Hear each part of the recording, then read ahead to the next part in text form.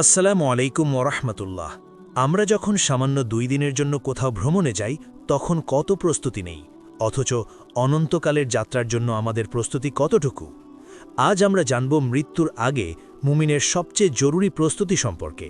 মৃত্যু এমন এক সুনিশ্চিত সত্য যা থেকে পালানোর কোনো উপায় নেই। মহান আল্লাহ পবিত্র কুরআনে বলেছেন, প্রতিটি প্রাণীকে মৃত্যুর স্বাদ গ্রহণ করতে হবে।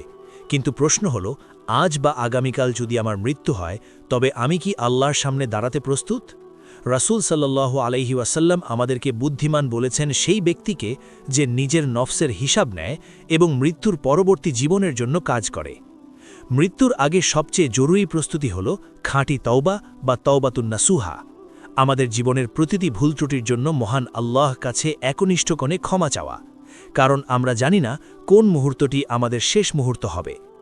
দ্বিতীয় জরুরি প্রস্তুতি হল বান্দার হক বা পাওনা পরিশোধ করা। রাসূল সাল্লাল্লাহু আলাইহি ওয়াসাল্লাম বলেছেন, ঋণগ্রস্ত ব্যক্তি জান্নাতে প্রবেশ করতে পারবে না যতক্ষণ না তার ঋণ পরিশোধ হয়। তাই কারো মনে কষ্ট দিয়ে থাকলে আজই ক্ষমা চেয়ে নিন, এবং কারো টাকা পাওনা থাকলে তা পরিশোধ করুন অথবা সময় চেয়ে নিন। মনে রাখবেন, কিয়ামতের দিন আমলনামা ছাড়া দেওয়ার মতো কিছুই থাকবে না।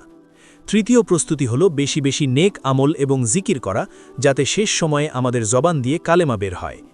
রাসূল সাল্লাল্লাহু আলাইহি ওয়াসাল্লাম বলেছেন, যার শেষ কথা হবে লা ইলাহা ইল্লাল্লাহ, সে জান্নাতে প্রবেশ করবে। তাই আসুন আমরা আজ থেকেই মৃত্যুর প্রস্তুতি নেই। আল্লাহ আমাদের সবাইকে ঈমানের সাথে মৃত্যু নসিব করুন ইনশাআল্লাহ। দেখা হবে পরবর্তী ভিডিওতে। আসসালামু আলাইকুম ওয়া রাহমাতুল্লাহ।